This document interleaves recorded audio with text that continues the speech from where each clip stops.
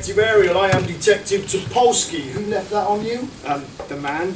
Well, why don't you take it off? It just looks stupid. I didn't think I was supposed I said it just looks stupid.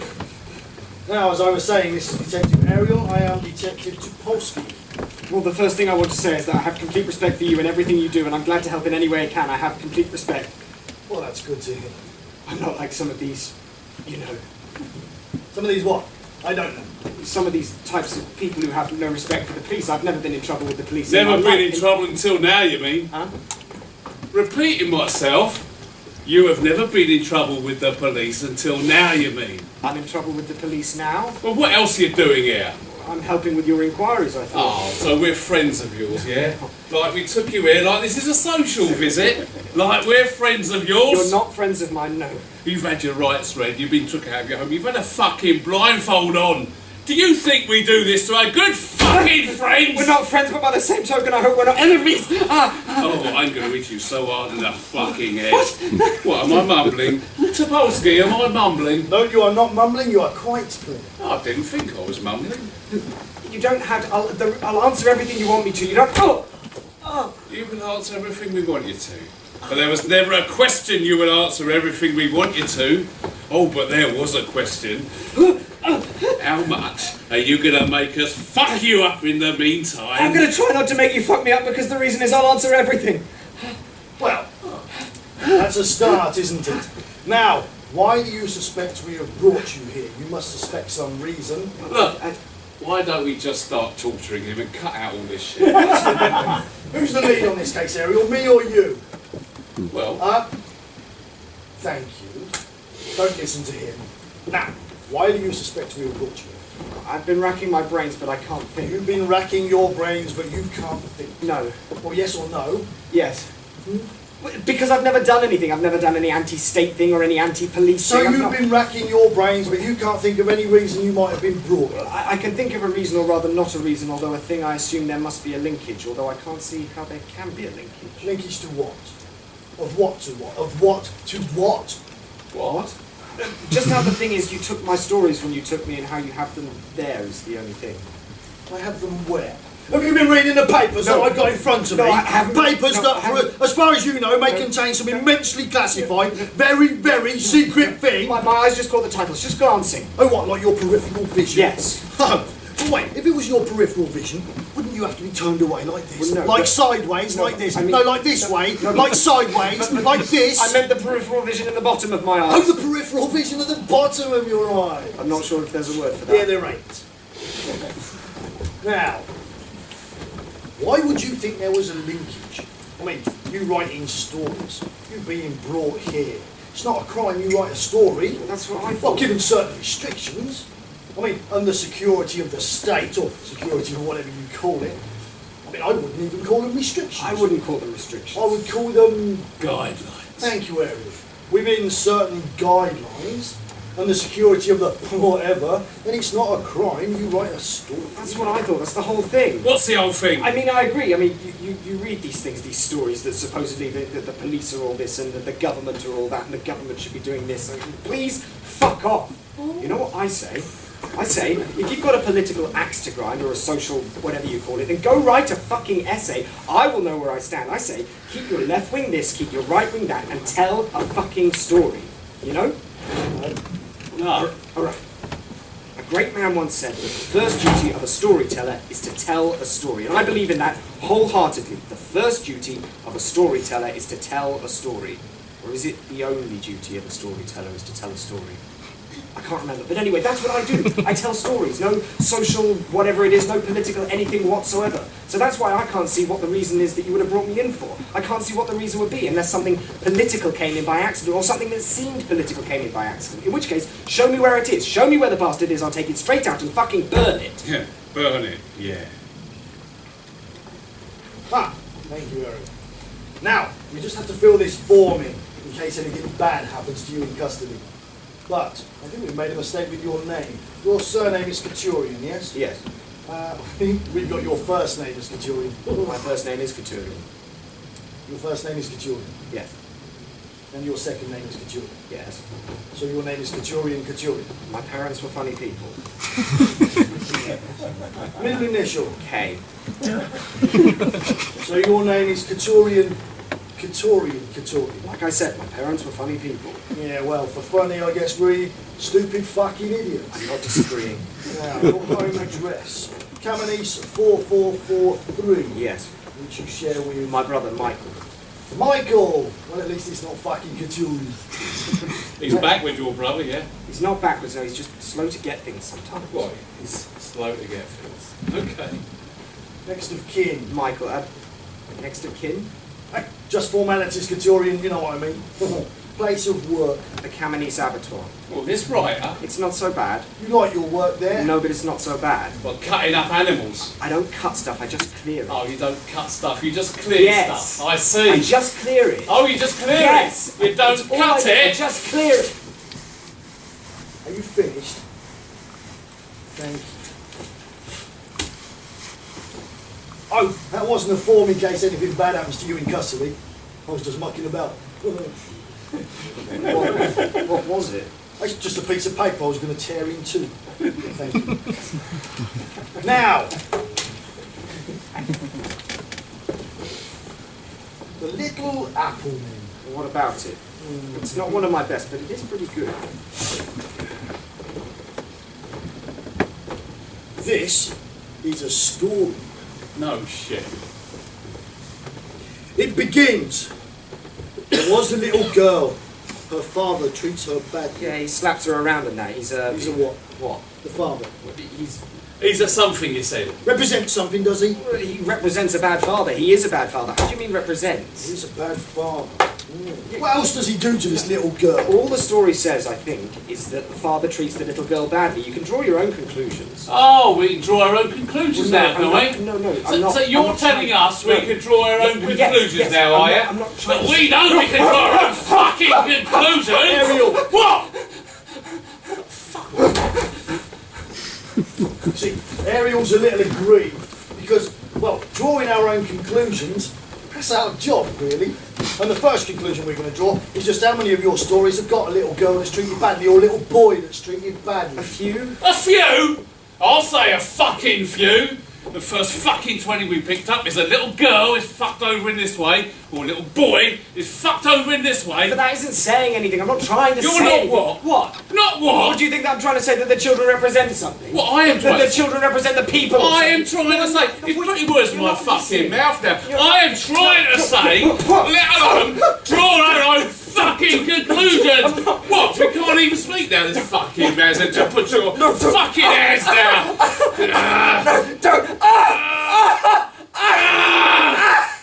Anytime you're ready, Ariel.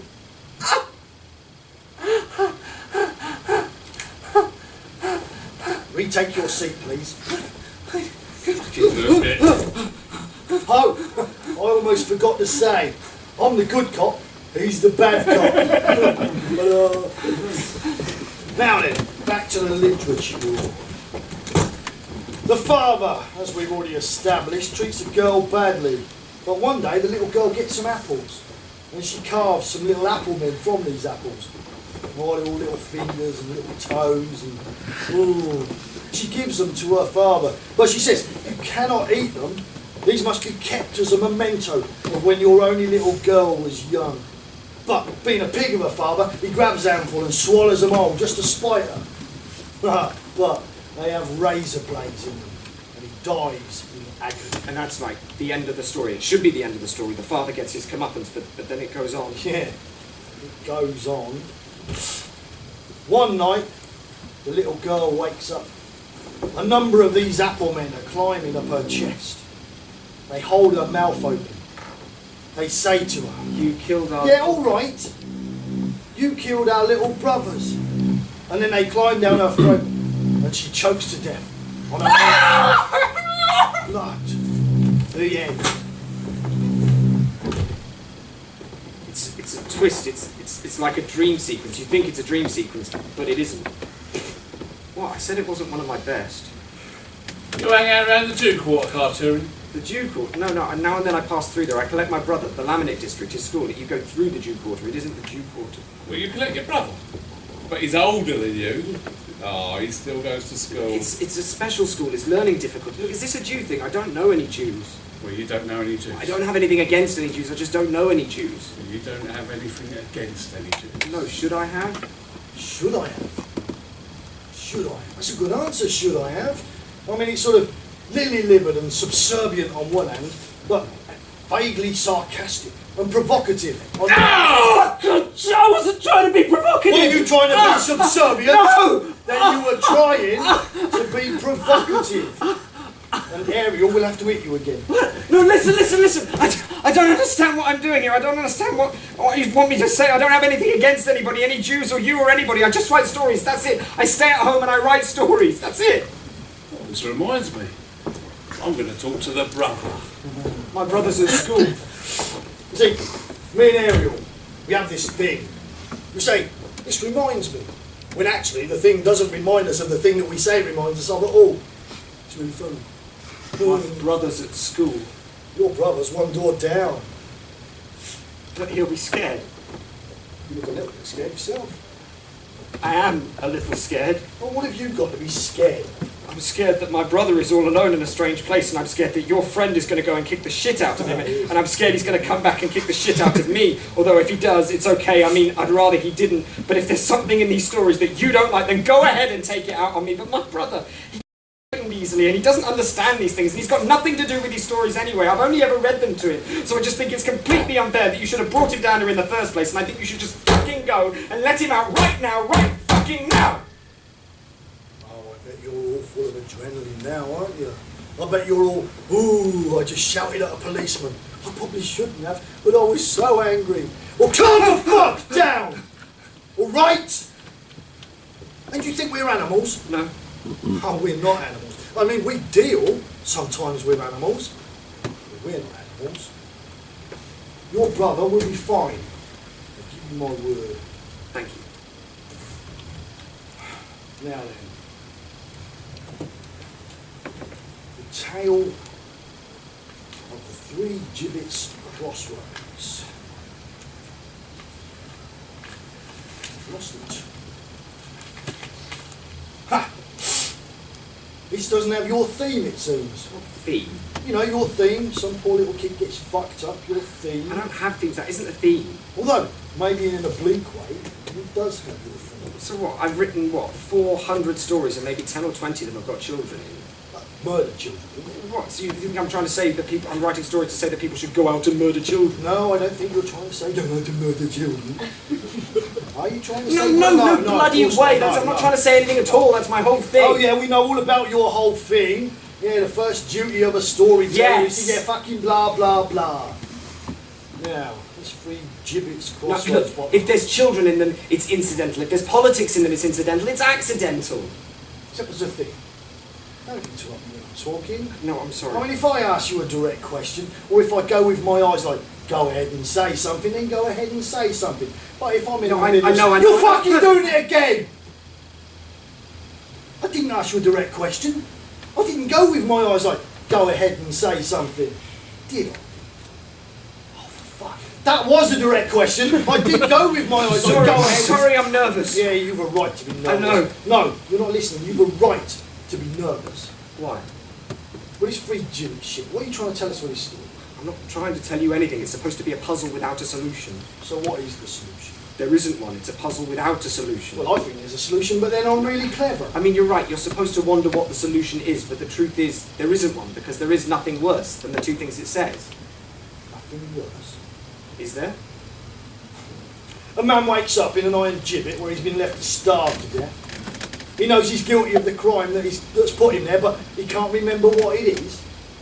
Across the crossroads, he can see two other cages, each with a sign outside. One says murderer, one says rapist. Inside the rapist cage is a dusty old skeleton. Inside the murderer's cage is an old man who's dying. Our man has a sign outside his cage, but he can't see what it says. So he calls to the old man, "Can you tell me what my crime is?" The old man looks at our man's sign, looks up, spits in our man's face. Nothing worse. Some nuns come. They say prayers over the dusty skeleton. They offer the old man some food and water. They look at our man's sign. The life drains from them. They walk away crying.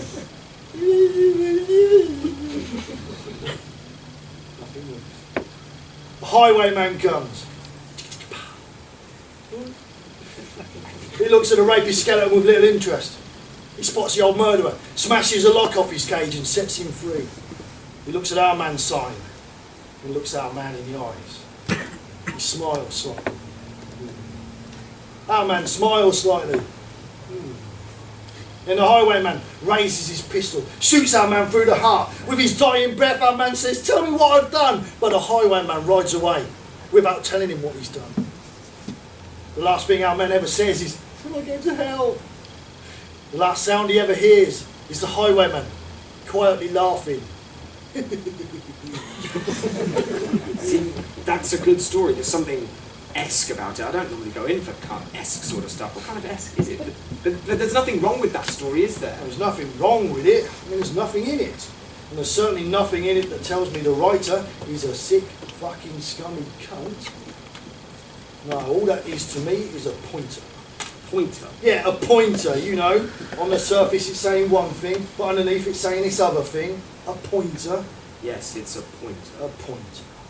And it's your best story, No, it's one of my... Oh, one of your best stories, because you've got so many. No, my best story is the town on the river one, the tale of the town on the river. Oh, the tale of the town on the... Hang on.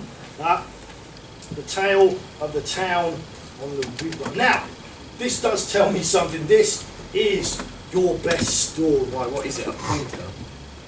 It's the only one that's been published. Yes, we know it's the only one that's been published. So far?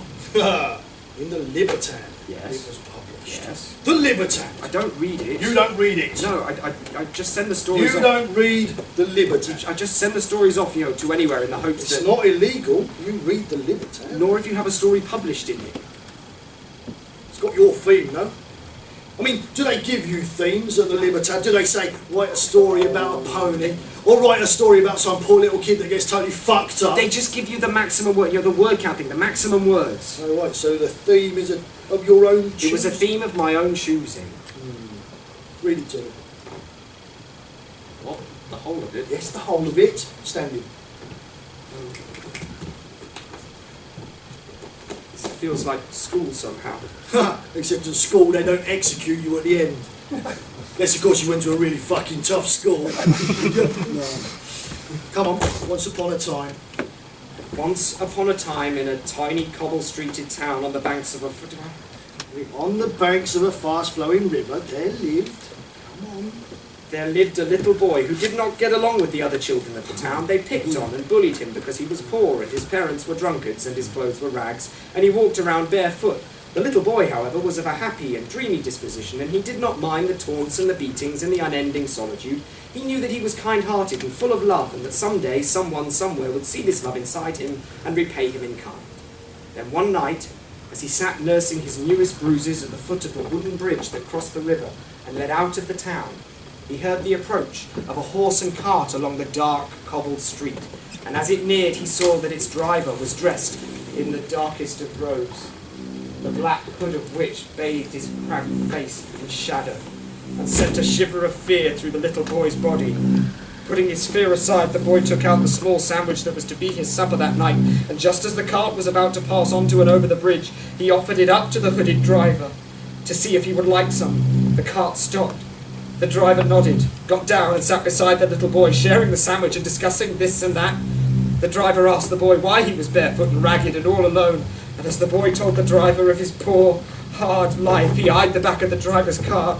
It was piled high with small and empty animal cages, all foul-smelling and dirt-lined, and just as the boy was about to ask what kind of animal it was that had been inside them, the driver stood up and announced that he had to be on his way. "But before I go," the driver whispered, "because you have been so kind to an old, weary traveller in offering half of your already meagre portions, I would like to give you something now, the worth of which today you may not understand, but one day, when you're a little older perhaps, I think you will truly value and thank me for.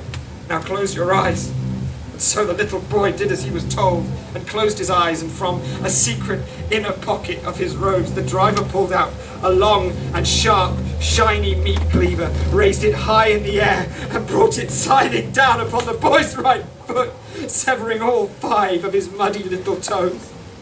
And as the little boy sat there in gaping silent shock, staring blankly off into the distance at nothing in particular, the driver gathered up his bloody toes, tossed them away to the gaggle of rats that had begun to gather in the gutters, got back onto his car, and quietly rode on over the bridge, leaving the boy, the rats, the river, and the darkening town of Hamlin far behind.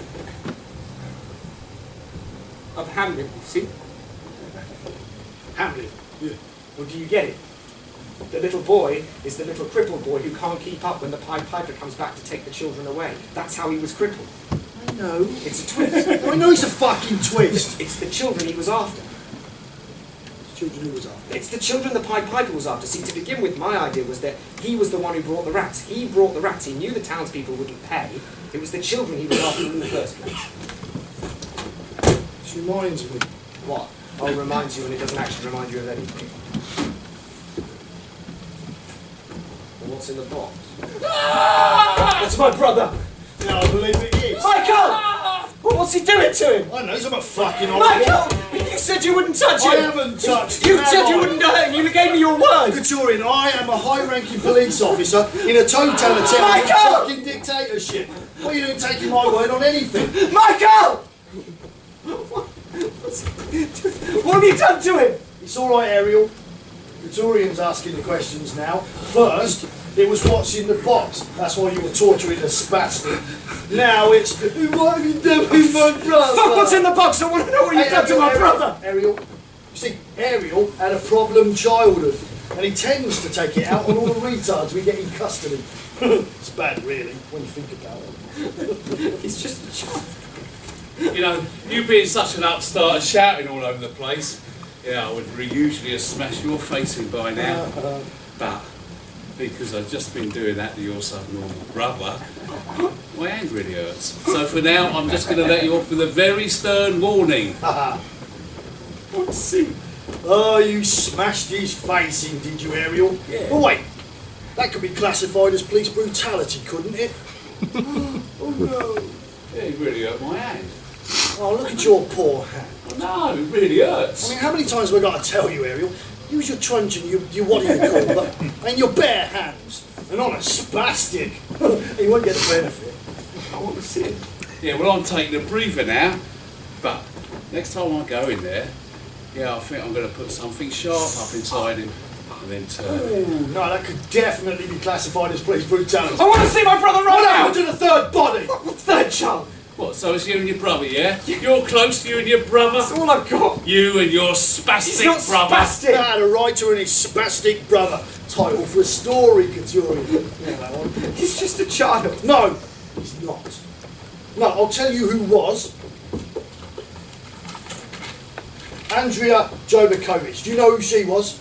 Only from the papers. What do you know about her? Only from the papers. She was the girl. Yeah, the little girl they found on the heath. Do you know how she died? No. Why don't you know how she died? The papers didn't No, say. the papers didn't say. Aaron Goldberg. Do you know who he was? Only from the papers. The little boy they found on the dump behind the Jewish quarter. Do you know how he died? No. Because the papers didn't say. Papers didn't say lots of things, did they? They didn't say anything about the mute girl that disappeared 3 days ago. Same age, same area. Oh, but the papers will be saying something tonight. Oh yeah, they'll be saying something tonight. They'll be saying lots of things tonight. About the mute About girl. the mute girl, about confessions, about executions, all that type of stuff. I don't understand what you want me to say. Are you trying to say to me that I shouldn't write stories with child killings in because in the real world there are child killings? He wants us to think that he thinks that all we got against him is a disagreement with his fucking bro style. Like, we don't know what his brother just said to me. What did my brother say to you? Oh, we don't know what's in this box. Whatever he said to you, you made him say. He doesn't speak to strangers. Oh, he spoke to me. Oh, he speaks to strangers, all right. He said, you and he speak to strangers. I want to see him. Well, you want to see him? That's what I said. I want to see him. But you are demanding to see him. I'm fucking demanding yes. I want to see he's all right. You want to see your brother? He'll never be fucking all right. Why won't he? Sit Oh, down, wanna see it. please. Oh, you got the rights? I've You've got got rights. no Yeah, fucking rights at all. Why ain't I? Everybody's got No rights. one's got rights. I've got rights. You ain't. Why ain't I? Ah, I'll give you your rights. Yeah, like I bet you gave my brother his fucking rights as well. I gave him his rights. I know you fucking No, I bet I fucking did. I know you bet you fucking No, I did. bet I'm gonna fucking did. fucking box! Retake your seat, please. What are they? What are they? What are they? What are they? You know what they are. We found them in your house. I mean, your brother's already admitted his part, but he's hardly the brains behind the operation, is he? You know how the girl on the heath died? 2 razor blades down her little fucking throat, both wrapped in apple, funnily enough. You know how the little Jew boy died? Huh?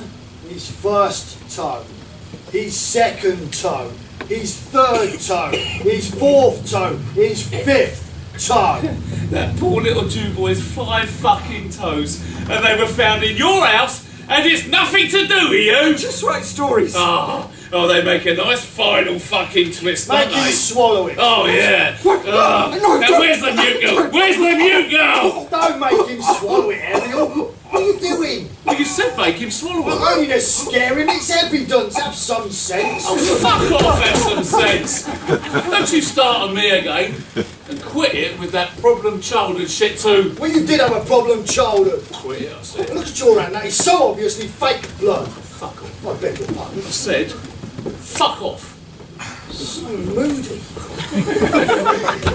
Oh, that fucker back as well. I don't understand a thing that's going on. No? Well, here's where we stand. As of 5:15 p.m. on Monday the 4th, along with the evidence that we found in your house, your brother, spastic or not, has, under duress or not, admitted enough about the killings for us to execute him before the evening's out. But, as Ariel's pointed out, he's not the brains behind the operation, is he? So we'd like you to confess too. Oh, we enjoy killing writers. I mean, we can execute dimwits any day of the week, but you execute a writer. It sends out a signal. I don't know what signal it sends out because that's not really my area. But it sends out a signal. I do know what signal it sends out in this case. In this case, it sends out a signal, don't go around killing little fucking kids. Now what happened to the mute girl? Your brother doesn't want to spill the beans. Detective Topolsky, Mr. Couture. I have listened to your bullshit for quite a long time now, and I want to say a couple of things. I don't believe that my brother said a word to you, and I believe that you were trying to frame us for 2 reasons. 1, because for some reason you don't like the type of stories that I write, and 2, you don't like retarded people cluttering up your streets. I also believe that I'm not going to say another word to you until you let me see my brother. So, Detective Topolsky, torture me as much as you like, because I ain't saying another fucking word. Oh. Well, in that case, I am fetching the electrodes.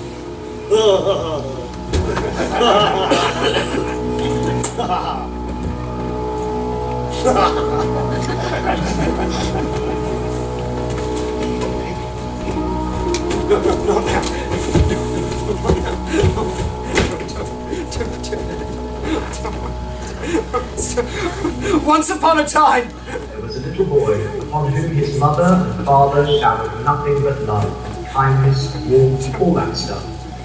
He had his own little room in a big house in the middle of a pretty forest. He wanted for nothing. All the toys in the world were his, all the paints, all the books, paper, pens. All the seeds of creativity were implanted in him from an early age, and it was writing that became his first love. Short stories, fairy tales, little novels, all happy, colourful things about bears and piglets and angels and so forth. And some of them were good, some of them were very good. His parents' experiment had worked. The first part of his parents' experiment had worked. It was the night of his 7th birthday that the nightmares first started. The room next door to his own room had always been kept bolted and padlocked for reasons the boy was never quite sure of, but never quite questioned, until the bone whirling of the the scritching scratch of bolts being tightened, the dull fizz of unknown things electrical, the the muffled screams of a small, gagged child began to emanate through its thick brick walls on a nightly basis. Mummy! Mummy! Mummy! Yes, darling, I'm coming. What were all those noises last night? He'd asked after each long, desperate, sleepless night, to which his mother would ever reply, Oh, darling cat, that's just your wonderful but overactive imagination playing tricks on you. But do all boys my age hear sounds of such abomination nightly? No, darling, only the extraordinarily talented ones. Oh, cool. and that was that. And the boy kept on writing, and his parents kept encouraging him with the utmost love. But the sounds of the words and screams kept going on, and his stories got darker and darker. They got better and better, due to all of the love and encouragement, as is often the case.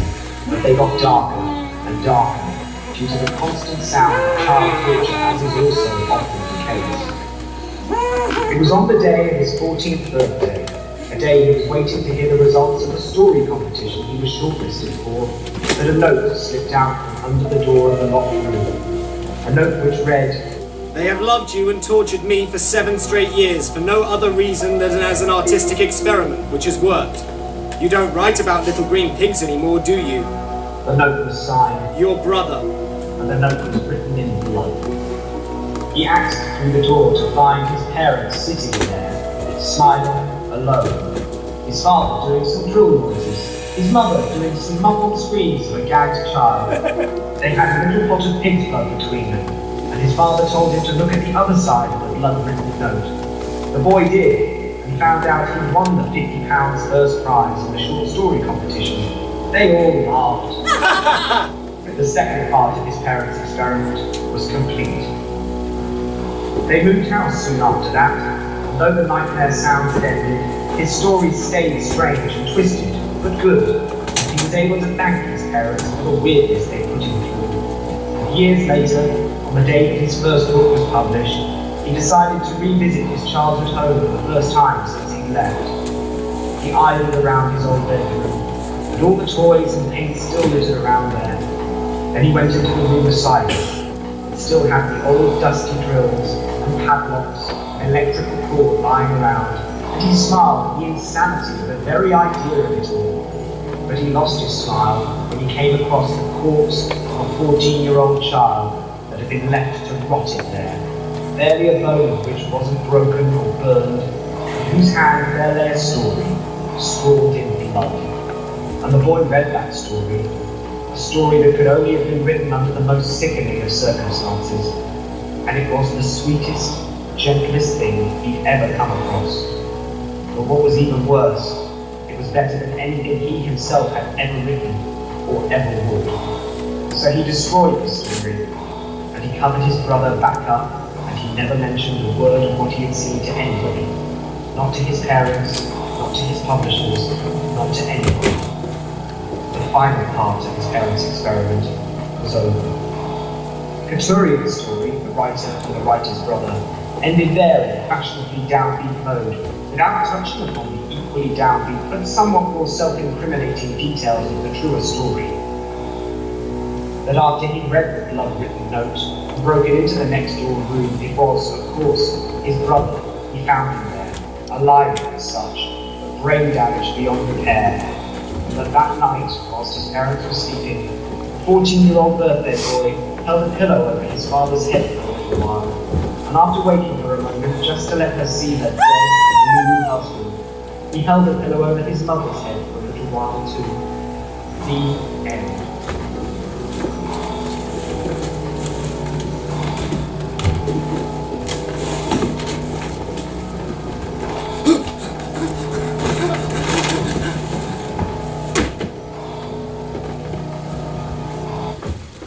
Once upon a time, a long, long way away.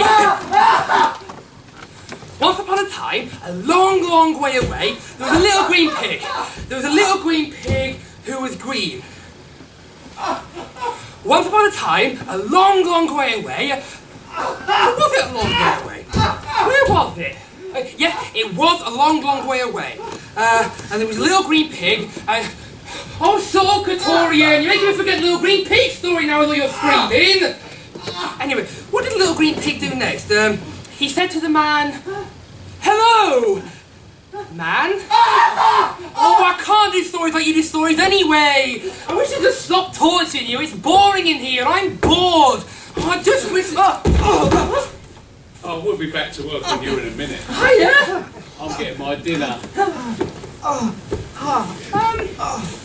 What are you doing? I'm holding onto your leg. Oh, why? Because I'm in pain. Am I not allowed to hold onto my brother's leg when I'm in pain? Of course you are, Katorian. It just seems a bit weird, that's all. How are you doing anyway? Yeah, fine, just a bit bored, really. God, you went off making some racket. Ah! What were they doing, torturing you? Yeah. Ah, did it hurt? If it didn't hurt, Michael, it wouldn't be torture, would it? No, it won't. Did yours hurt? But what hurt? When they tortured you. Oh, they didn't torture me. What? Oh no, the man said he was going to torture me, but I saw no way, boy, that hurt. So I just told him whatever he wanted to hear and he was fine then. But I heard you scream. Yeah, he asked me to. Ah!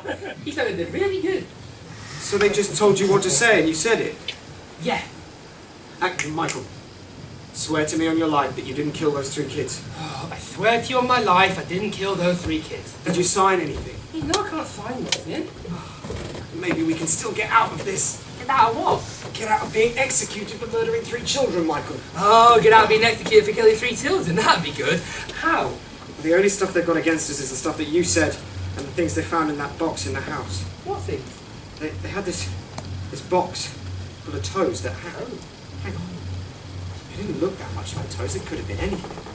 And they said they tortured you as well and he had blood all over his hands. Shit! Are you telling me they definitely didn't touch you? No, he gave me a ham sandwich, but I had to take the lettuce out, yeah. Let me think. Oh, you like thinking, don't you? This is just like storytelling. I know. No, right. A man comes into a room and says to another man, your mother's dead. I know, my mother's No, dead. I know, but in a story. A man comes into a room and says to another man, your mother's dead. What do we know? Do we know that the other man's mother is dead? Yes! No, we don't. All we know No, is that we the other man, a man has walked into a room and said to another man that his mother is dead.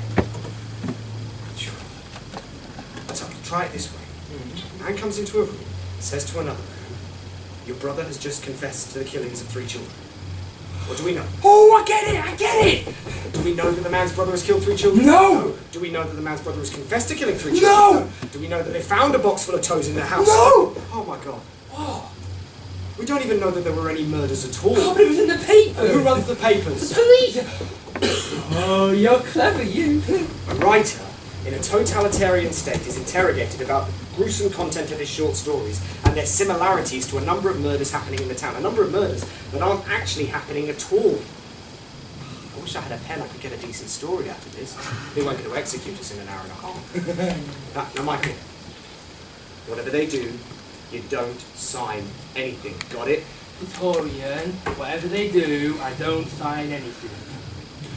Can I sign your name? Especially don't sign mine. Yeah! I signed Katorian. You little shit. And it was absolutely nothing to do with his little brother Michael, not even a little bit. Signed Katorian. I will beat the shit out of you. Oh, I no, swear. don't. Oh, Jesus, Michael, no, don't. Sorry. It's all right. It's all right. Be all right, Michael. We'll get out of this as long as we just stick together, okay? My arse is really itchy today. I don't know why. Have we got any of that powder left? No, you used it all. It was going out of style. Well, we're not going home for a while, are we? No. We have to sit here with an itchy arse then. Yeah, but you can keep telling me about it because it's really keeping my spirits up. Really? No, you can't have an arse keep your spirits up. Depends on the arse. What?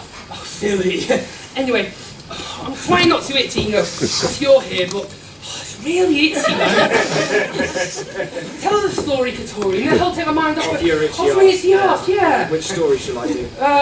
The Little Green Pig. No, that's a silly. It's not just silly, it's good. No, I'll do a different one. What shall I do?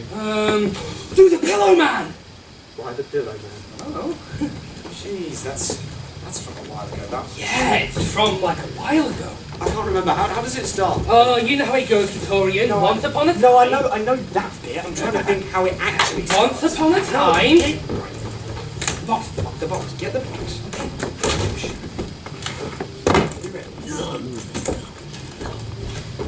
So how does it actually start?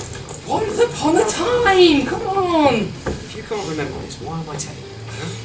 I can remember, I'm telling you. Okay, where is it? There it is. Yeah, right. Once upon a time. There was a man who did not look like normal men. He was about 9 feet tall, and he was all made up of these fluffy white pillows. His arms were pillows, and his legs were pillows, and his body was a pillow.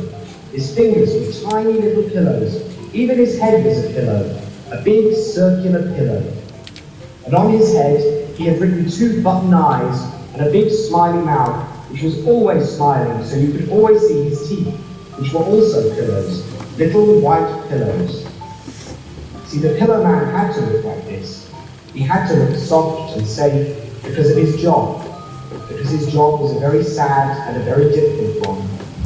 Whenever a man or a lady was very, very sad because they had a dreadful and hard life and they just wanted to end it all, they just wanted to take their own lives and take all the pain away, well, just as they were about to do it, by razor, or by bullet, or by gas, or by jumping off something big, by whatever preferred method of suicide, preferred is probably the wrong word, but anyway, just as that person was about to do it, the Pillowman would go to them and sit with them, and gently hold them, and he'd say, "Hold on a minute," and time would slow strangely, and as time slowed, the Pillowman would go back in time to when that man or that lady was just a little boy, or a little girl, to when the life of horror they were yet to lead hadn't quite begun, and the Pillowman's job was very, very sad, because the Pillowman's job was to get that child to kill themselves, and so avoid the years of pain that would just end up in the same place for them anyway,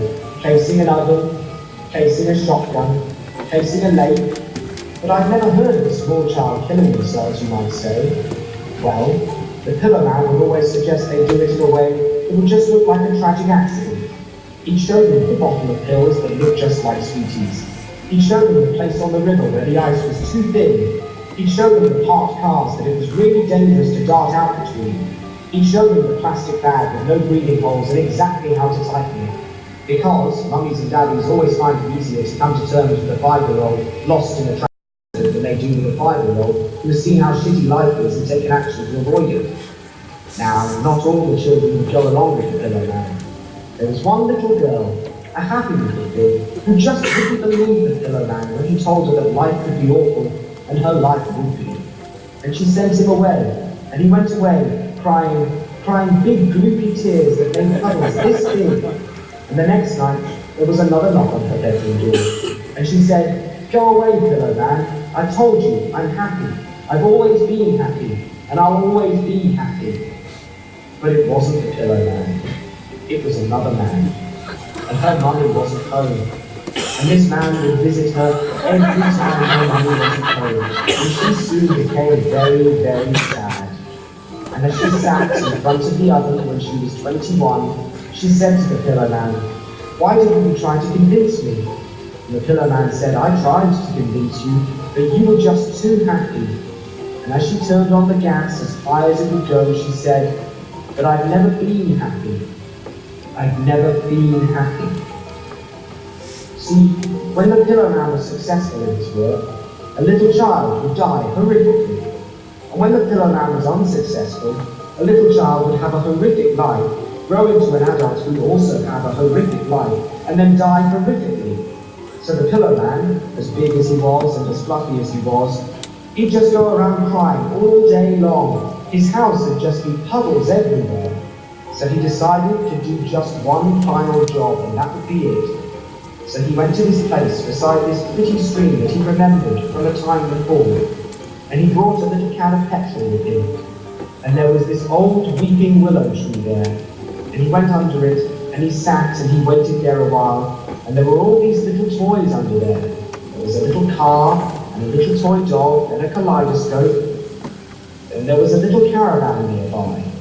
And the Pillowman heard the door open, and little footsteps come out, and he heard a boy's voice say, "I'm just going out to play, Mum." And the mum said, "Well, don't be late for your tea, son." "I won't be, Mum." And the Pillowman heard the little footsteps get closer, and the branches of the willow tree parted, and it wasn't a little boy at all. It was a little pillow boy. And the pillow boy said, "Hello," to the Pillowman, and the Pillowman said, "Hello," to the pillow boy. and they both played with the toys for a while. And the Pillowman told him all about his sad job, and the dead kids, and all that type of stuff. And the little pillow boy understood instantly, because he was such a happy little fella, and all he ever wanted to do was be able to help people. And he poured the can of petrol all over himself, and his smiling mouth was still smiling, and the Pillowman, through his beauty tears, said, "Thank you," to the pillow boy. And the pillow boy said, "That's all right. Will you tell my mummy I won't be having my tea tonight?" And the Pillowman said, "Yes, I will," lying. And the pillow boy struck a match, and the Pillowman sat there watching him burn. And as the Pillowman gently started to fade away, the last thing he saw was the pillow boy's happy, smiling mouth as it slowly melted away, stinking into nothingness. That was the last thing he saw. The last thing he heard was something he hadn't even contemplated. The last thing he heard was the screams of the 100,000 children he helped to commit suicide coming back to life and going on to lead the cold, wretched lives that were destined to him because he hadn't been around to prevent them. Right on up to the screams of their sad, self-inflicted deaths, which this time, of course, would be conducted entirely alone. I don't really get the end bit, but so the Pillowman just faded away. Just faded away like he never existed. Into the air. Into the air, into wherever. Into heaven. No, into wherever. I like the Pillowman. He's my favourite. It is a tad downbeat, I will admit. How's your arse? Oh, it's fine till you mentioned it.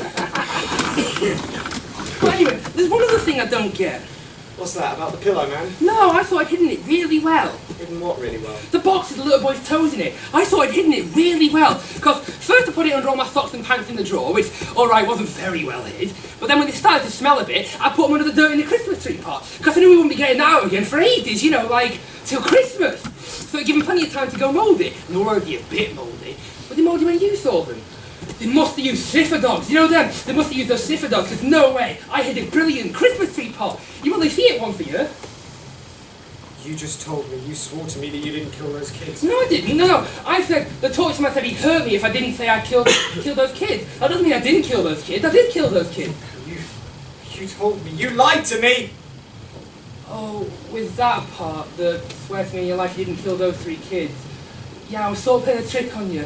Oh, sorry, Katorian, I know it was wrong really, but it was very interesting. The little boy was just like you said it'd be. I cut off his toes, he didn't scream at all. He just sat there looking at them. His name was Aaron, he had a funny little hat on, kept going on about his mum. God, he bled a lot. He wanted to be that much blood in such a little boy, and then he stopped bleeding and went blue. Poor thing, I feel quite bad now. Can I go home to my mummy now, please? But the girl... What a pain in the arse! And she wouldn't eat them, she wouldn't eat the apple men, and I spent ages making them. It's really hard to get razor blades inside. You don't say, I make them in your story, did you? No, I checked. So, I had to force them down her. Only took 2, and not being funny, but at least that's sort of. Oh, it's really hard to get out your clothes, isn't it, bud? You try washing your shirt tomorrow, you'll see, it'll take ages. Victorian? I'll wash it for you if you want, I'm getting quite good at it. Did you do it for? What? You're mumbling. What did you do it for? What? What did you do it for? Well, you know, because you told me to. Because I what? Because you told me to. I remember telling you to do your homework on time. I remember telling you to brush your teeth every night. I do brush my teeth every night. I do not remember telling you to go out and butcher a bunch of fucking little kids. Butcher? I didn't butcher them. No, butcher them would be more like... Mine was more like... Butcher them, that's a bit harsh. And anyway, I only did it because of your stories, because I wanted to see how far-fetched some of them were. Because, you know, some of them always seem a bit far-fetched, but you know what? They're not all that far-fetched. Why couldn't you have acted out one of the nice ones? Because you never wrote any nice ones. I wrote plenty of nice ones. Oh, like 2? No, I'll tell you why you never acted out any of the nice ones, shall I? You never acted out any of the nice ones because you're a sadistic, retarded fucking pervert, and it wouldn't matter if every story I'd ever written was the sweetest thing imaginable. The outcome would still be the fucking same. Well, we'll never know now, will we? Because you never did write any nice ones. And I didn't enjoy killing those kids. It was irritating. It took ages. And I didn't set out to kill them. I just set out to chop the toes off one and put razors down the throat of another. Are you telling me that you don't know if you chop the toes off a little boy and stick razor blades down the throat of a little girl that they're gonna die? Well, I know now! Anyway, the Torchman seems to agree that it was all your fault. Well, mostly your fault. What did you say to him? Just the truth. Which particular truth? Well, just like, you know, I only did it because of the stories that you wrote and read out to me. But that isn't the truth. Yes, it is. No, it isn't. Well, did you write some stories of kids getting murdered in them? Yes. Well, did you read them out to me? Yes. Well, did I go out and murder a bunch of kids? Yes, I did is the answer to that one. So I don't see how that isn't the truth comes into it, let alone the statistic retarded pervert. Now, Katorian, you're my brother and I love you. But you just spent 20 minutes telling me a story about a bloke whose main thing in life is to get a bunch of kids to, at minimum, set themselves on fire. And he's the hero! And now, it's a good story, Katori, and he's a very good character. He reminds me a lot of me. How does he remind you of you? Well, you know, getting kids to die and that. No, the Pillowman never hurt anybody, Michael, and all those kids were going on to lead horrible lives anyway. Exactly! All kids are going to lead horrible lives, you might as well save the hassle. No, not all children are going to lead horrible lives. Well, did you lead a horrible life since you were a kid? Yes. Did I lead a horrible life since I was a kid? Yes. That's 2 out of 2 right there. The Pillowman was a thoughtful, decent man who hated what he was doing. You are the opposite in every respect. Well, you know I'm no good at opposites, but I think I know what you're saying. Thank you. Pillowman's a good story, Katori. You're going to be a famous writer one day, God bless you, I can see it. When? What? They're going to execute us in an hour. Oh yeah, I guess you're not going to be a famous writer then, are you? They're going to destroy everything now. They're going to destroy us. They're going to destroy my stories. They are going to destroy everything. I think it's us we should be worrying about, Katori, not your stories. Oh yeah. Well, yeah, they're just paper. They're just what? Katori, and they're just paper. Are they? If they came to me right now and gave me a choice, they said we're going to burn 2 out of the 3 of you. You, your brother, or your stories. I'd have them burn you first, me second. I'd have it be the stories that they say. You just banged my head on the table. I noticed that. You just banged my head on the I said I table. noticed that. You're just like Mum and Dad. I'm just like my You're just like Mum and Dad, hitting me and shouting at me. How exactly am I just like Mum and Dad, you see? Because Mum and Dad kept their firstborn son in a room for 7 straight years and tortured him every single day. And you pulled the toes off a little boy and made him bleed to death, put razors down a little girl and made her choke to death, and did God knows what to another little girl. And you're not like Mum and Dad, but I bang a fucking dimwit's head against a table, and I'm just like Mum and Dad. Yes, exactly, exactly. I see exactly where you're coming from, Michael. I tell you what, though. You should. I tell you what, though. I bet if they're looking down now, they'll be truly proud to see you turned out to be that type of boy. Don't say that. Someone really like them. Maybe you should start dressing like them, wear glasses like him, grow a little goatee beard. Don't maybe. say that. Or maybe just wear diamonds like her. Talk like this, my son. Don't say that, I'll kill you. Don't kill me, Michael. I ain't 7. I didn't want to hurt those kids, I was just doing your story. What did you do to the 3rd girl? No, I'm not telling you now, you hurt my feelings. And my head. You'll talk soon enough when they get hold of you. I can take it. Not like this, you can't. You don't know what I can take. No. I suppose I don't. When I was in here listening to you screaming next door, I thought, this must have been sort of what it was like for you for all those years. Well, let me tell you, it's easier from this side. I know it is. You only had it for an hour and you came in whinging your snotty head off. Try it for a lifetime. It doesn't excuse anything. Well, excuse the 2 you murdered. Why shouldn't it excuse the 2 that I murdered? Look, Mum and Dad tortured a boy in a room for 7 straight years. You killed 3 kids who didn't torture anybody for any years. Well, as far as you know, they didn't torture anybody. That razor blade girl was a right little shit. I bet she at least did ants. How did you kill the 3rd girl, Michael? I need to know. Was she like in a story? Which one? You're gonna be mad. I'm not going to be mad. You're gonna be a bit mad. Which story? She was like the little Jesus. The little Jesus. Why did it have to be that one? It's a good story. You're a good writer, Katorian. Don't let anybody tell you different. Where did you leave her? Down by the wishing well where you buried Mum and Dad. That poor fucking thing. I know. Oh, I hope it was quick. Quick. Ish. Oh, don't cry, Katorian. It'll be alright. How will it ever be alright? Well, I don't know. It's just something that people say in these things, isn't it? You know, it'll be alright. Of course it won't be alright. They're going to come and execute us in an hour. That's like the opposite of alright. Do you think they'll execute us together? Oh, I hope they execute us together. I won't want to be executed all by myself. Well, if they're not going to execute us together, they'll definitely bury us together. Save digging 2 holes. Then, you know, no matter what, we can meet up in heaven, you know, hang out with God and that, have races. And which heaven is this you're going to, Michael, in particular? Is it child killer heaven? No, normal heaven, like in the films. Do you want to know where you're going when you die? Where? Don't say somewhere mean just because you're in a mood. You're going to a little room, in a little house, in a little forest, where you're going to be No. looked after by not by me, but by a person called Mum No. and a person called Dad, and they're going to look after you in exactly Shut the up. same way that they always did. Shut up. Because I ain't going to the same place as you, because I never murdered any fucking little kids. That is just the most meanest thing that any person has ever said to any other person ever, and I'm never going to speak to you again, ever. Good. Then let's just sit here in silence and wait for them to come back and execute us. The meanest thing I've ever heard. And I told you, what did I say? I said, don't say something mean. And what did you do? You went ahead and said something mean. I used to love you so much. It's mean used to. That's even meaner than the other mean thing you just said. And the other mean thing you just said was the meanest thing ever. Jesus! Then let's just sit here in silence. I'm trying to sit here in silence, but you keep saying mean things, don't you? Don't you, I said? Oh, is this sitting here in silence part? Okay. No, except, I've got another bone to pick with you, actually. A bone which is all about this stupid story. The writer of the writer's brother, the story is called, which is the most stupidest thing I've ever read. I never showed you that story, Michael. I know, you never showed me that story. So you've been snooping around my room while I'm at work? Of course I've been snooping around your room while you're at work. What the hell else do you think I do while you're at work? I thought you were out massacring infants. But when I'm not out massacring infants, I'm reading stupid little short stories that aren't even true at the end. That I died and Mum and Dad lived, it's just a bloody stupid ending. So now I'm getting literary advice from Jack the fucking Ripper. Why didn't you make it a happy ending like it was in real life? Because there are no happy endings in real life. Well, mine was a happy ending. You came and rescued me and killed Mum and Dad.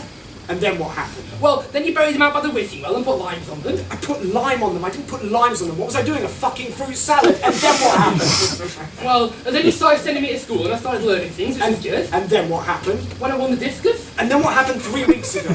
Oh, and then done some children in. And then you done some children in. And then you got caught. And then you got executed. And then you got your brother executed. You hadn't done anything in the first place. And hang on, when you won the discus, you came fourth in the discus. You came fourth out of fucking 4 in the discus when I won the discus. We're not talking about when I won a discus or not. We're talking about what would be a happy ending. Me winning the discus, that would be a happy ending. Me dead and left to rot like in your stupid story, that's not a happy ending. That was a happy ending for you. How? Right, what was in your hand when you died? A story. A story that was better than any story I'd ever written. You see, in The Writer and the Writer's Brother, you are the writer, I am the writer's brother. That made it a happy ending for you. But I was dead! It's not about being dead or not being dead, it's about what you leave behind. Oh, I don't get it. Right, at this moment, I don't care what they do to me. I don't care. But they're not going to take my stories. They're not going to take my stories. They're all I've got. You've got me. Okay, so we agree that you're going to change the ending of the writer and his brother story, that I'm alive at the end, the Mum and Dad are dead, and I win the discus. That's fine. And you should probably just burn the old story, just so no one finds it and thinks it's the proper story and that I'm dead or something. You should probably just burn it. Michael, remember that. Really? Really. Oh, cool. Well, in that case, there's probably some other stories that you should burn too, because some of them, and I'm not being mean or anything, Katorian, but some of them are a bit sick. Maybe we should just burn them all then. Save weeding out the sick ones from the not sick No, ones. don't burn all of them, no.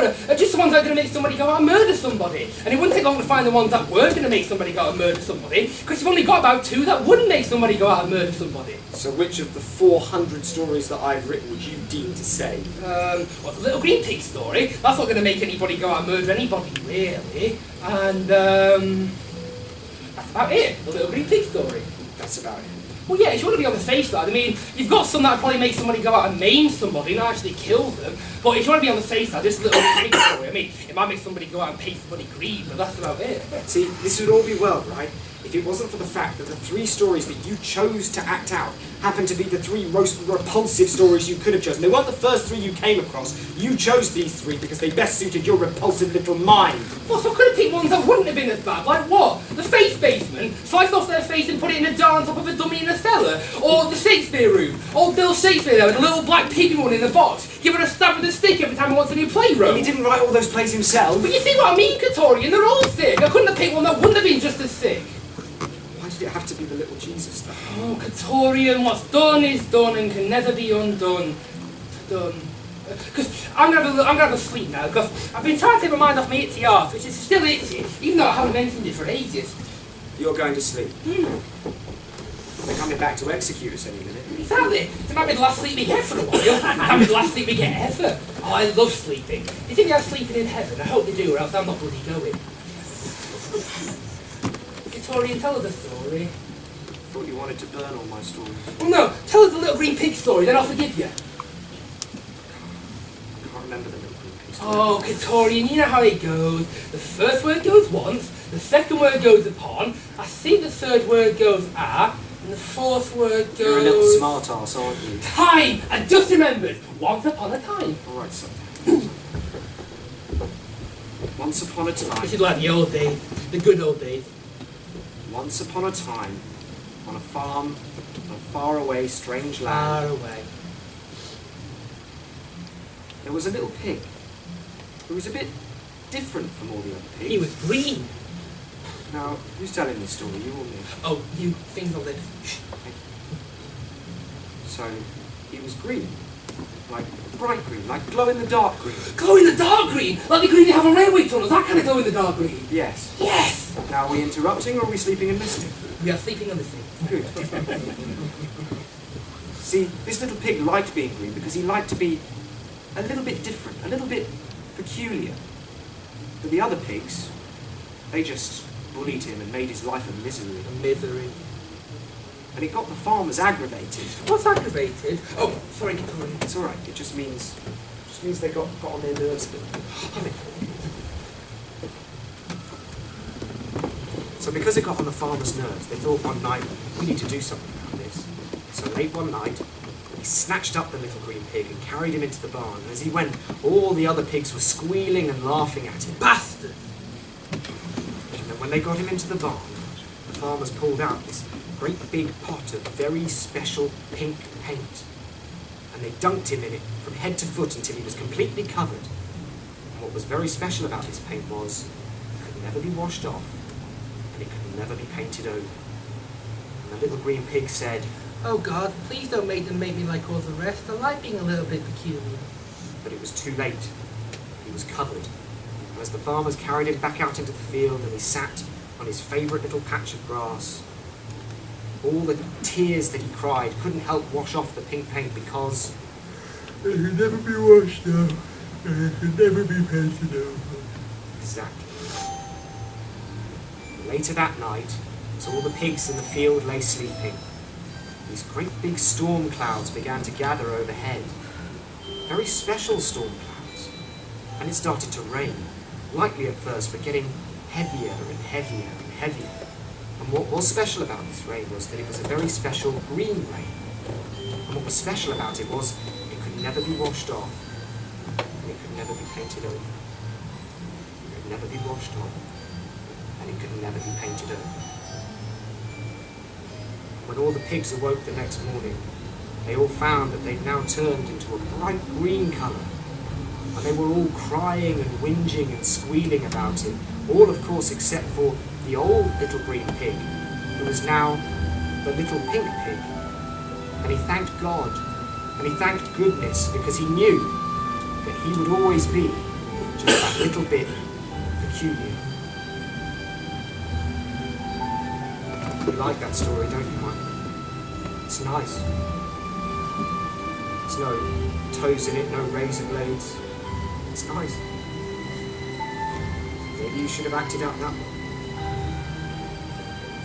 Maybe you should have.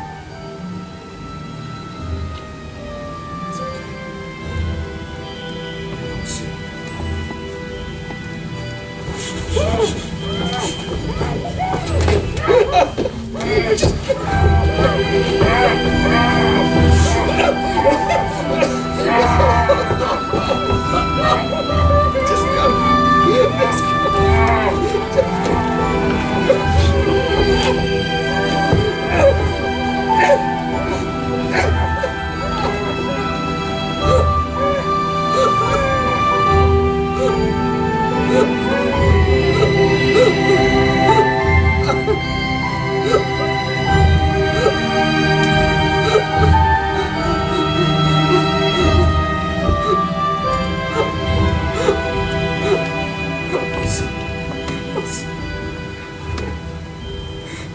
Detectives!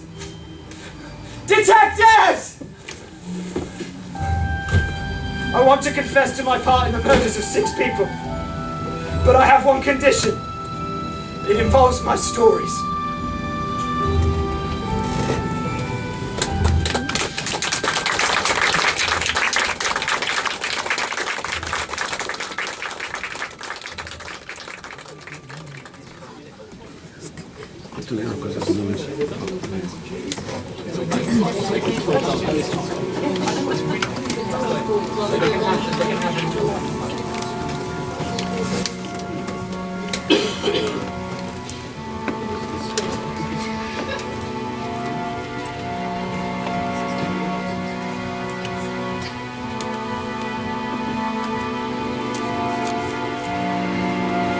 Once upon a time, In a land not so very far away, there lived a little girl. And although this little girl's gentle parents hadn't brought her up very religiously at all, she was quite determined that she was the second coming of the Lord Jesus Christ. Which was somewhat strange for any 6-year-old. She'd wear a little beard and would go around in sandals blessing stuff. She could be forever found walking amongst the poor and the homeless, consoling the drunks and the drug addicts, and generally consorting with the type of person her mummy and daddy didn't deem suitable for a 6-year-old to be consorting with. Each time they would drag her home from some unsavoury sort, she would stamp and scream and throw her dollies about, and when her parents would counter that, Jesus never stamped and screamed and threw his dollies about. she'd reply, But that was the old Jesus! Get it? One day the little girl slipped away, and for 2 horrifying days her parents could find neither hide nor hair of her, until they received a distraught call from a priest they didn't know, saying, You'd best get down to the church. Your daughter's here and she's been giving us lots of shit. It was cute at first, but now it's getting rather irritating. Her parents didn't care about all that. They were just relieved that she was alive and well, and they sped downtown to wake her up. But in their haste, they careened into an oncoming meat truck, were beheaded, and died. The little girl was informed of the news. She cried not a single tear, and not a single tear more, as she thought Jesus would have done if he'd lost his parents in a vehicular beheading. And she was shipped off by the state to live in a forest with some abusive foster parents who hadn't informed the state that they were abusive on the form, who hated religion, who hated Jesus, who hated anybody who didn't hate anybody, and hated the little girl. She bore their hate with a happy heart and forgave them. This didn't seem to work. When she insisted on attending church of a Sunday, they took her sandals away, forcing her to walk barefoot and alone over craggy roads of broken glass. Yet when she got there, she kneeled for hours, praying for her Father in heaven to forgive them, only to get told off. Bleeding all over the church! She'd receive a beating for arriving late home, though no time had been set for her arrival. She'd receive a beating for sharing her food with the poor children at school. She'd receive a beating for cheering up the ugly kids. She'd receive a beating for wandering about looking for lepers. Her life was a constant torture. Yet she bore it with a smile, and it only made her stronger. It was one day when she met a blind man begging by the roadside. She mixed a little of her spittle in the dust and rubbed it over his eyes. He reported her to the police for rubbing dust and spittle in his eyes. When her foster parents got her back in the police station, they said to her, So, you want to be just like Jesus, do you? and she said, Finally! You fucking get it! and then it started. The foster mother embedded in her daughter's head a crown of thorns made of barbed wire because she was too lazy to make a proper crown of thorns, while her foster father whipped her in cat-and-mouse games. And the reality of that lasted when she regained consciousness. Do you still want to be like Jesus? Through her tears, she said, Yes! I do! so they made her carry a heavy wooden cross around the sitting room 100 times until her legs buckled and her shins broke. She could do nothing but stare at her little legs going the wrong way. And then they said to her, Do you still want to be like Jesus? she almost got sick for a second. She swallowed it so she wouldn't look weak. And she looked them in the eye and said, Yes! I do! and then they nailed her hands to the cross and bent her legs back around the right way and nailed her feet to the cross. and they stood the cross up against the back wall and left her there while they watched television. And when all the good programmes were over, they turned it off, and they sharpened a spear, and they said to her, Do you still want to be like Jesus? and the little girl swallowed her tears. She took a deep breath, and she said, No. I don't want to be like Jesus. I fucking am Jesus! and her parents stuck the spear in her side, and they left her there to die, and they went to bed. And in the morning they were quite surprised that she wasn't dead. So they took her down off the cross, and they buried her alive in a little coffin with just enough air to live for 3 days. And the last voices she heard were her foster parents above, calling out, Well, if you're Jesus, you'll rise again in 3 days, won't you? and the little girl thought about it for a while, and she smiled to herself, and she whispered, Exactly! and she waited, and she waited, and she waited. 3 days later, a man walking in the woods stumbled over a small, freshly dug grave. As the man was quite blind, he carried on by, sadly not hearing a horrible scratching of bone upon wood a little way behind him. It ever so slowly faded away, and was lost forever in the black, black moon of the empty forest.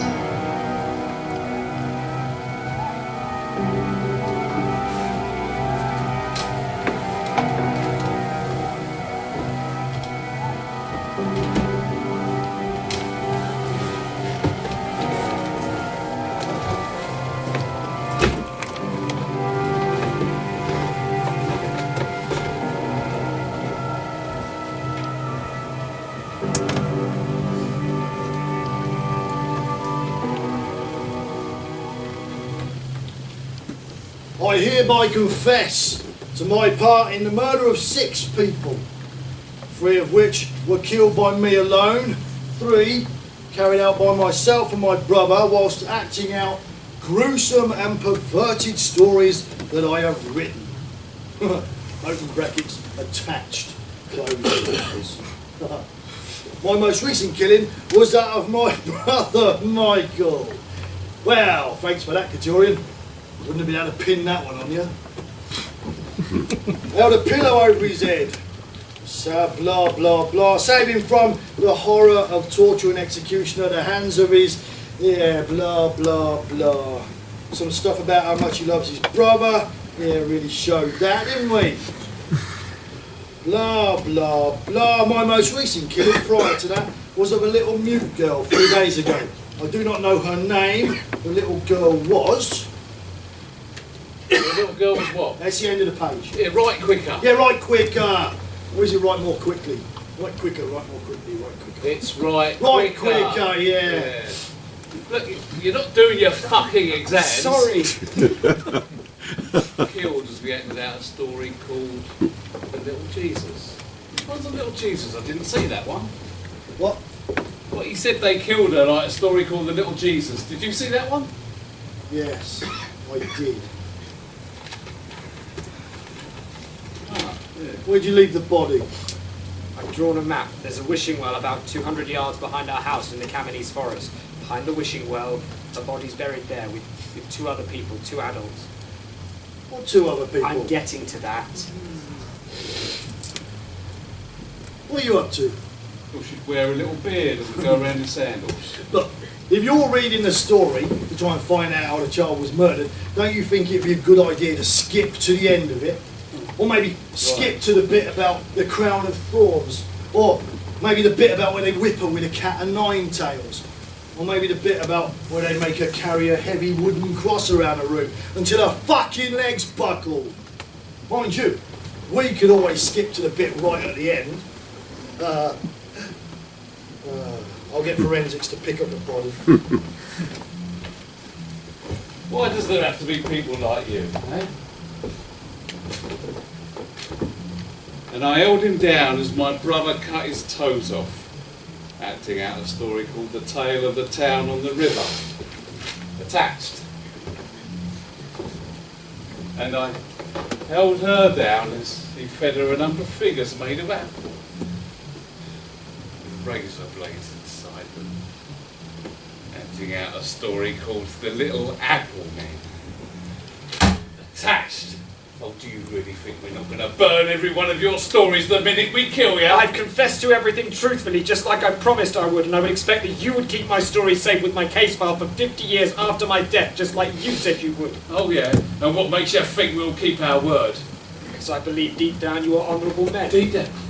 Deep fucking down? Could you beat me up after I finish this, or just getting to the bit about murdering my parents? Thank you. You killed your mum and dad? Well, this may seem a ridiculous question, but why? There's a story. The writer and the writer's brother. Did you see it? Yeah, I saw it.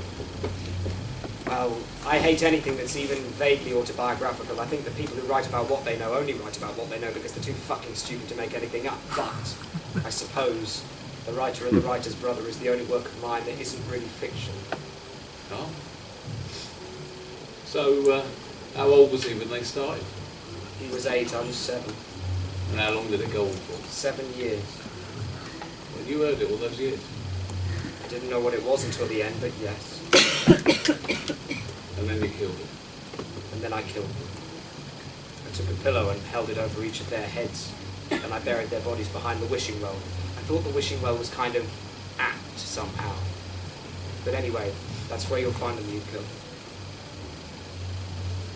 You know, your childhood could be used as a pretty decent defence in court.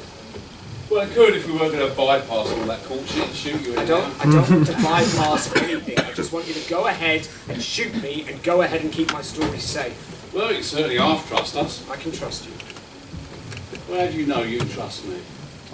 I don't know. There's something about you. I don't know what it is. Oh, really? Well, you know what? I'll tell you what there is about me. There is an overwhelming and there is an all-pervading hatred. A hatred of people like you. People who lay even the littlest finger on children. You see, I wake up with it. It wakes me up. It rides on the bus with me to work and it whispers to me, they will not get away with it. I come in early and I make sure all the bindings are clean and the electrodes are in the right order so we won't waste time. Now I admit it, sometimes I use excessive force. Sometimes I use excessive force on an entirely innocent individual. But I'll tell you this, if an entirely innocent individual leaves this room for the outside world, they're not going to contemplate even raising their voice to a little kid again, just in case I fucking hear them and drag them in here for another load of excessive fucking force. Now, where's this kind of behaviour for an officer of the law in some way questionable morally? But of course it fucking is. And you know what? I don't fucking care. Because when I'm an old man, little kids are going to follow me around and they're going to know my name and what I stood for.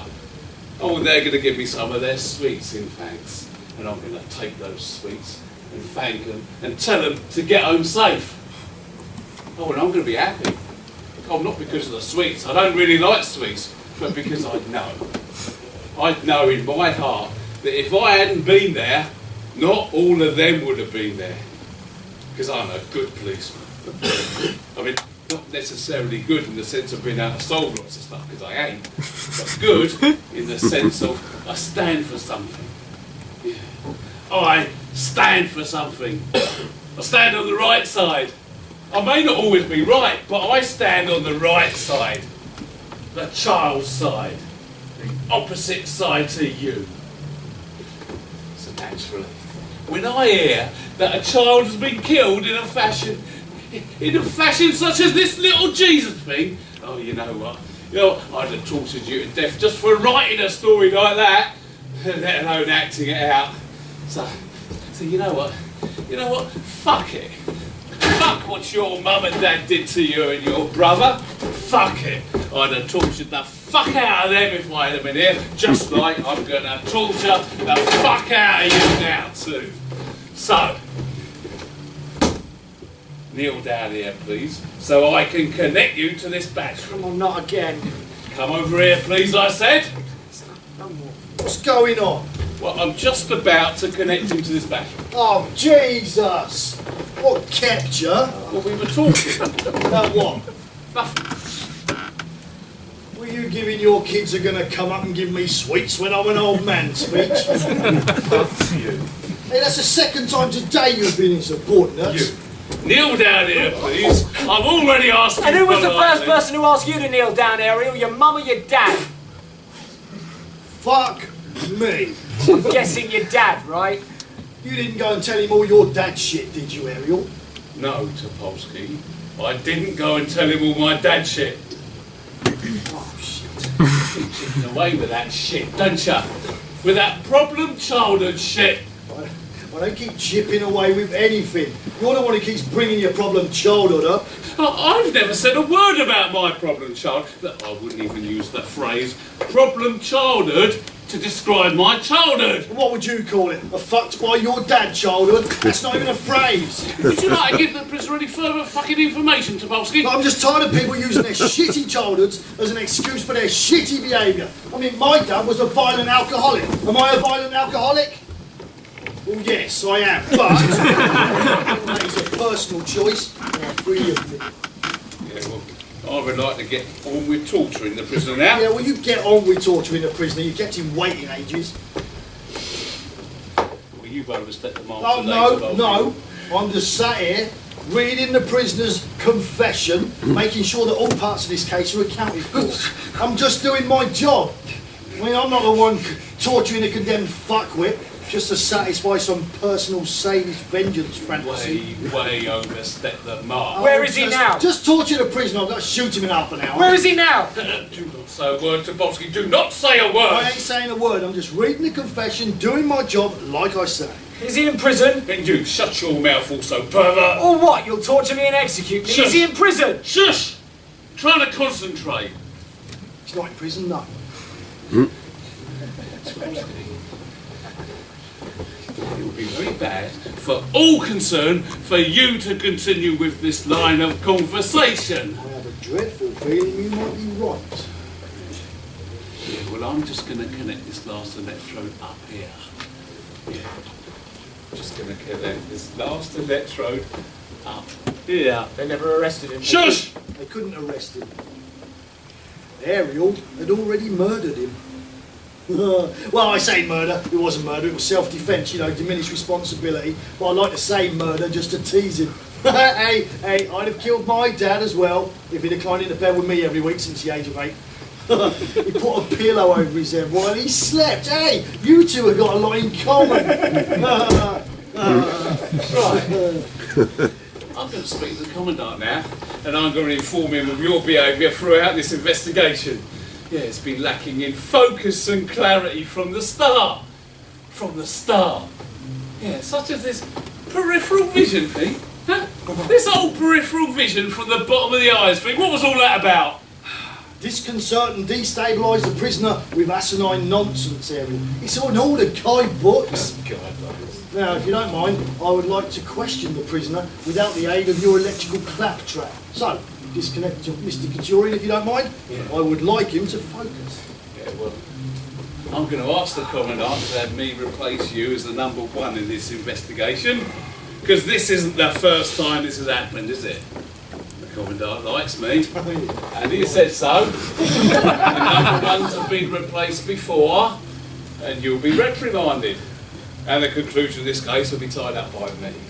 Yeah, the tying up of all the loose ends of this case will be tied up by me. I will be the one to tie them up. So, what will be your first step in tying up all the loose ends of this case? Well, as I was just trying to do before you came in and said all that stuff, my first steps would be to torture the prisoner with the aforesaid electricity, wasn't it? Why? Why? Why? Well, because he killed those fucking kids. See, my first step would be to ask a number of questions pertaining to the killing of the little mute girl. Uh-huh. Yeah, right. My first question would be, is it true, Mr. Couturian? I'd ask it like that, sort of formal. Is it true, Mr. Couturian, that whilst acting out the little Jesus, you and your brother made this little girl wear a crown of thorns upon her head? Yes. See, it's true. Well, we know all this. Hey, my second question. Was this before or after you whipped her with a cat of nine tails? After. You see, after.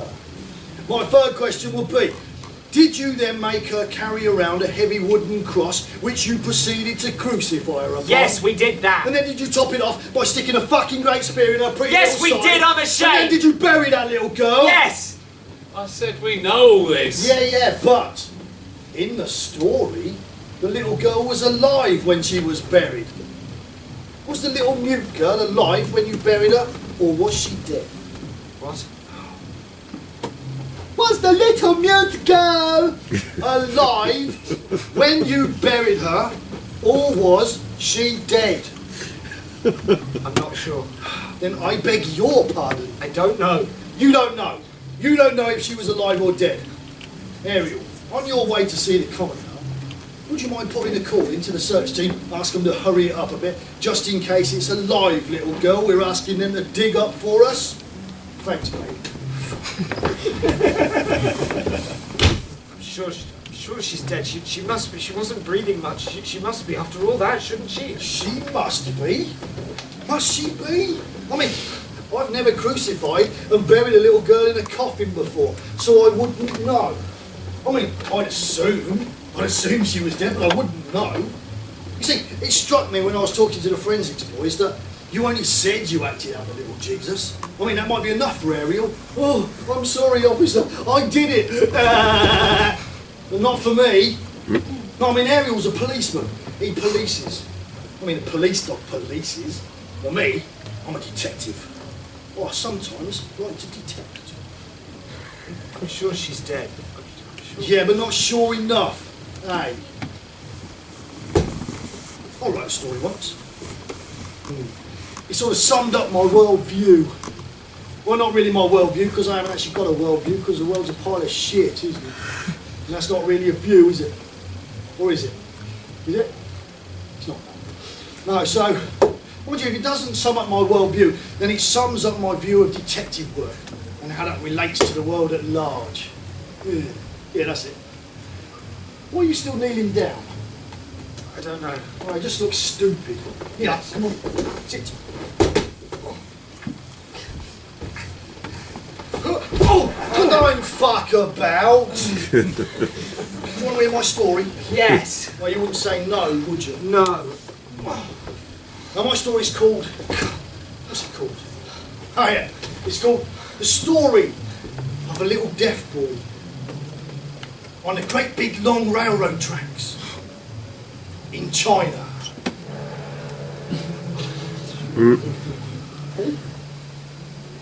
What? Don't you think that's a good title? I do think that's a good title, yes. What do you really think? I'll tell you what, I give you permission to be completely honest, even if it hurts my feelings. Well, I think that title is possibly the worst title I've ever heard. I mean, you've got 2 commas in it. You can't have 2 commas in a title. You can't have 1 comma in a title. There might be a full stop in that title. That title is insane. Perhaps it's just a title that's way ahead of its time. Or maybe that's the new thing. Maybe terrible titles are the way forward. Yeah, well, maybe they are. I just think it's a terrible title. Yeah, we've already established that. I'm taking back my permission for you to be honest. In fact, you're lucky you don't get a fucking slap. Now, where was I? Deaf Boy, big long rail. Yeah. Once upon a time. All right. Fuck's sake.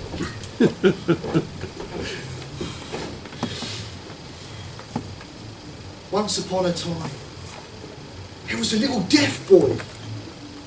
Hello, I am a little deaf boy. He couldn't hear a thing, which is often the case with deaf boys. Oh, and he was set in China. Yeah, I forgot about that. Yeah. I don't know what I said in China. Oh yeah, I know. Yeah, I like the look of them little Chinese kids. Oh, they're funny, aren't they? So, it's a little Chinese deaf kid. Hello, I'm a little deaf boy.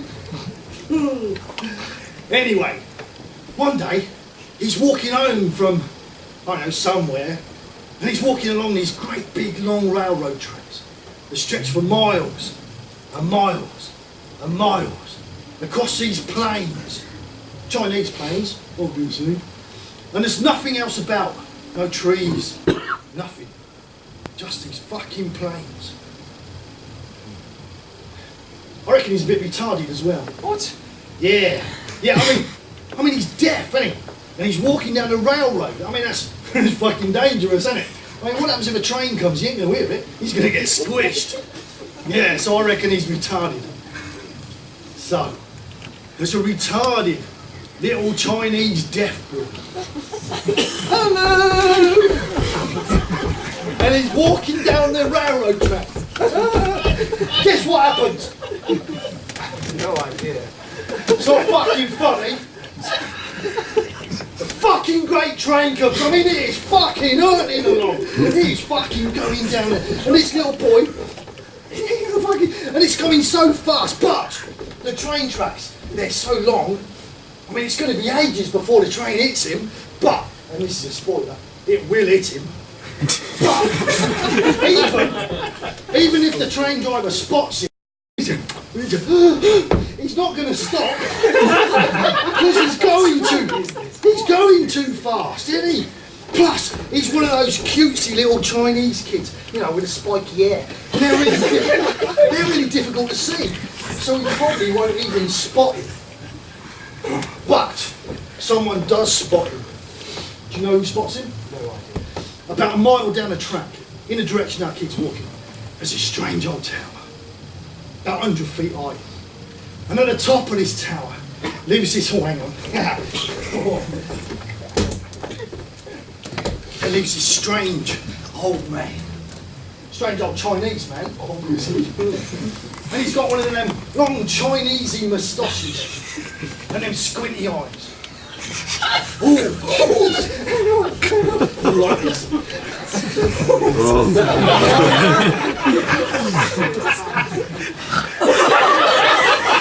I'm one of them funny little lads.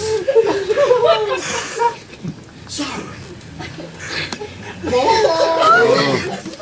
now some people, they think this Chinese bloke, he's sort of wise. Other people, they think he's a bit creepy because he lives at the top of this tower. But nobody's spoken to him for years and years and years. They don't know if he's alive or if he's dead. And obviously he's alive because he's in the story, but they don't know that, do they? Right. So, this old man, he lives at the top of his tower. All he does is computations and calculations and designs and drawings and inventions of things. You know, things like things what haven't been invented yet. Right? So, his room, there's pieces of paper, millions of them pinned around the walls and scattered across the floor. They mean everything to him. The rest of the world is beneath him. But all these pieces of paper, these calculations, designs and drawings, they're his whole life. That's all he cares about. He looks through his little arch window. He sees about a mile down the track, maybe half a mile now, a little deaf kid walking towards him. He sees 2, maybe 3 miles behind him, a train thundering along. He quickly assesses the situation, quite correctly. Hello? There is a little deaf boy. He will not hear that train. He will get squished to pieces. So, How does the old man know that the little boy is deaf? what? How does the old man know the little boy is deaf? Sees his hearing aid. Keep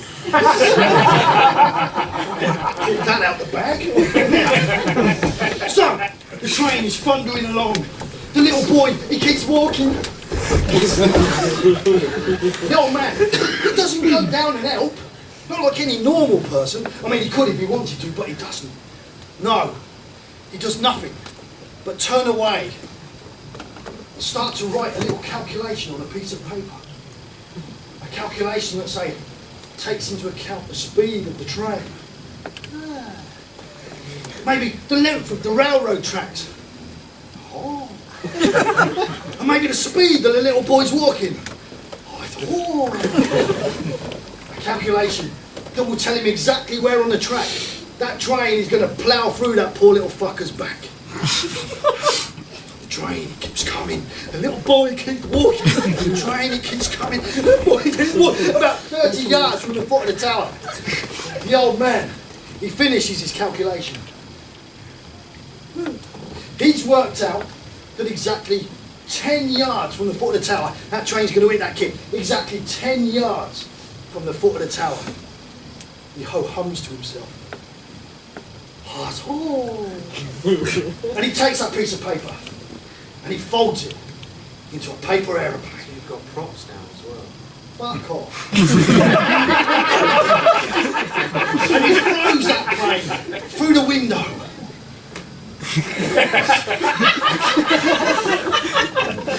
And then without a second thought for the deaf kid, turns back to his work. When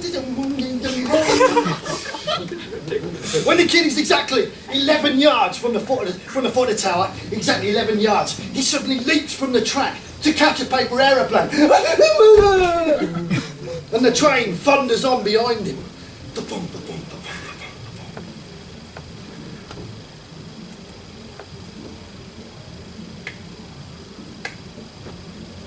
That is pretty good. Pretty good? It's better than all the rubbish you put together. 101 ways to skewer a fucking 5-year-old. It's not better than my story. No, look, I've rescinded your permission to give me any more shit, haven't I? My story's better than your story. Your story was better than all my stories, and I thank you once again for keeping my lesser stories safe with my case file. Yeah. But how does that story sum up your worldview, your view of detecting or whatever it was? Well, you didn't get it.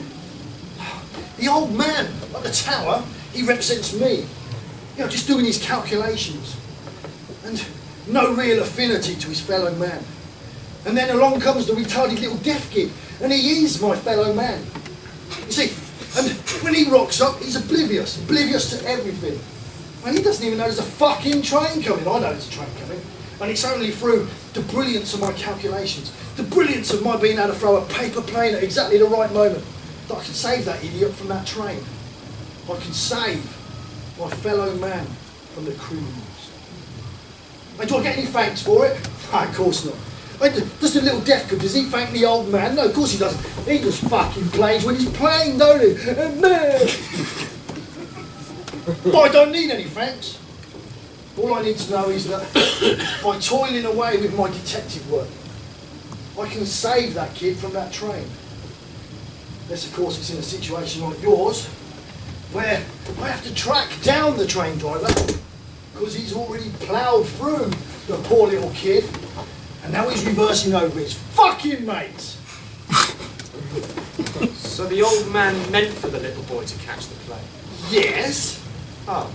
What, you didn't get that? No, I just thought that he called it like it was an accident. No, he wanted to save the child, that's why he threw the plane.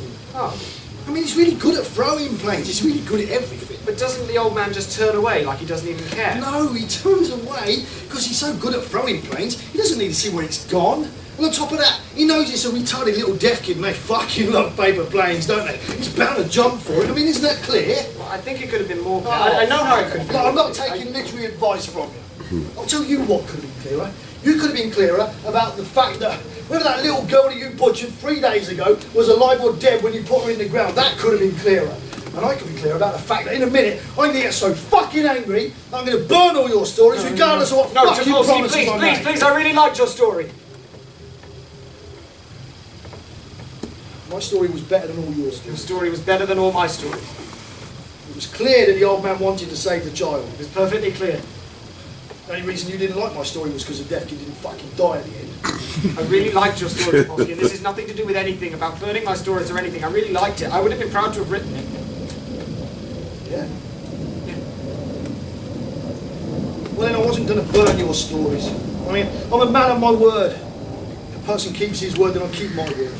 I know that, and I respect that, and I know you don't care if I respect that, but I respect that. I respect that you respect that. Look at us getting all cosy. It's a shame I've got to shoot you in 20 minutes. Oh, some of your stories were all right. I mean, I liked some of your stories. Which ones? The Pillowman. I mean, that left something with me. And he's sort of gentle. And the fact that, you know, if a kid dies in some sort of accident, alone, he's not really alone, but there's this person with him that's kind and soft, will hold his hand and whatnot, as if it's the child's choice somehow. It's sort of reassuring that it's not just a complete stupid waste. Did you lose a child?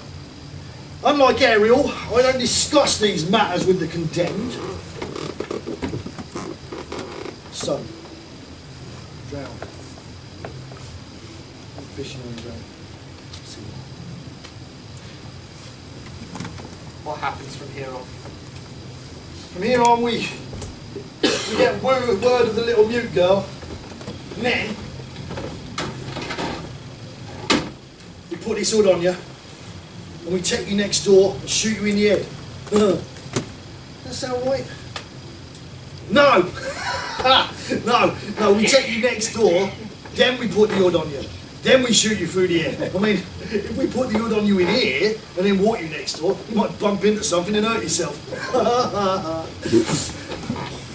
Why next door? Why not in here?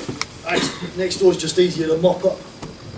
Do you do it out of the blue, just out of the blue, or do you give me a minute to say a prayer or something? Well, first, I sing a song about a pony. And then Ariel brings out the hedgehog. What? The hedgehog of execution. And when he comes out, you've got between 13 and 27 seconds, depending on the size of the hedgehog. I mean, if I was going to do it out of fucking blue, I wouldn't fucking tell you, would I? Like, Christ, for a genius writer / psycho killer, you're a bit fucking thick, ain't you? Oh, when the hood goes on, you've got about 10 seconds. So keep the Latin chants to a minimum. Thank you. You're welcome. I just want to think a few thoughts for my brother, that's all. Oh, for your brother. Not for the 3 little kids you murdered, but for your brother. That's right.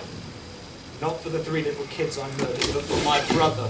Well, they found her. What the hell's the matter with you? What? Exactly. What the hell's the matter with you? Ariel, have they found her? Yeah. And They found her. And she's dead, right? She's alive? Oh, fuck. Yeah. They found her down there by the wishing well. In a little Wendy house there. Yeah, she had 3 little piglets with her. She had plenty of food and water. Well, so did the piglets, in fact. But she seemed quite happy about it, didn't she, Maria? Yeah, she said she is quite happy and, well, can she keep the piglets? I said I'd ask her. I said I'd ask you about the piglets. Yeah, she can keep the piglets. Yeah, but let's get you cleaned up first and get you to your mummy and daddy. I think they've been worried about you. Yeah.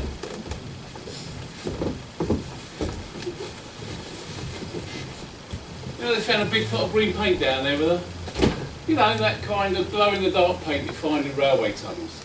So plenty of prints if we need them. And they found the skeletons of the parents, just where he said, by the wishing well. So, he confesses to the murder of 2 people we know nothing about, and he confesses to the murder of a little girl who wasn't actually murdered. Why?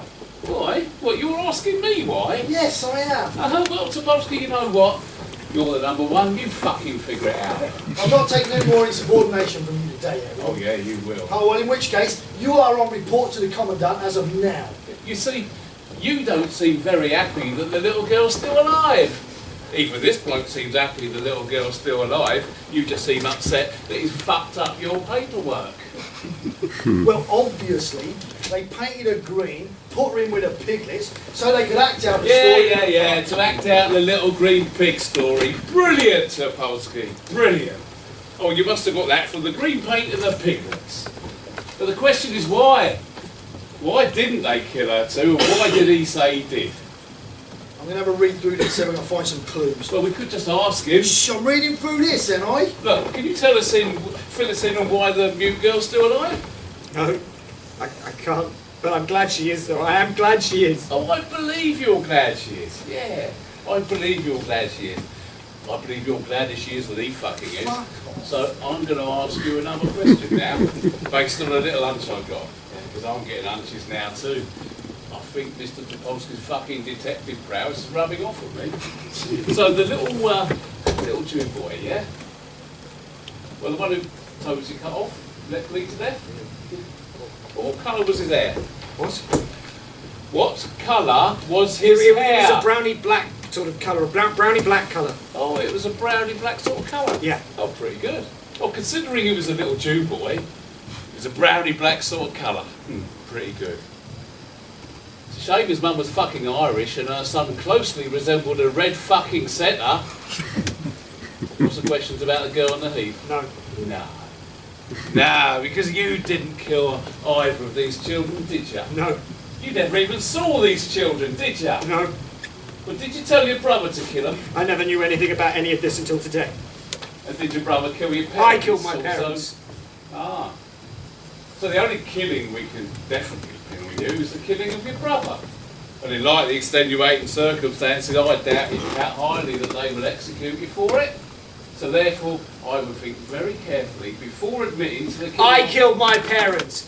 I killed my parents. I believe you did. Yeah, I believe you did. But you didn't kill any children, did you? Nah.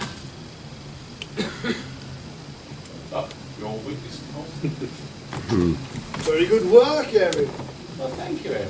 Oh, by the way, I was pleased that the little girl was still alive. I just didn't want to show my true emotions at work, that's all. I see. Oh, you see.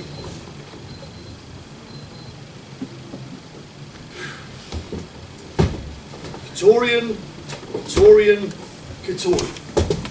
And just for my own personal curiosity, before I execute you for the 3 other murders, why did you confess to killing the children?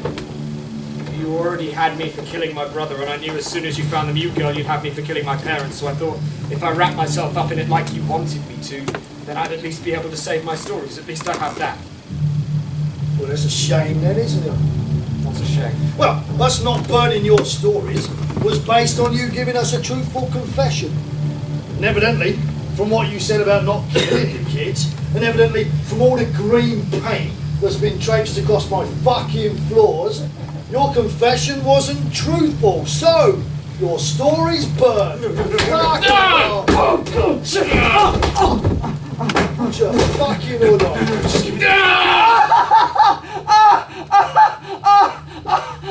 Ariel, is it true, as honourable men, that we promised not to burn his stories if he gave us a truthful confession? Yeah, it's true. And did he confess to killing a little Jew boy he did not kill? He did.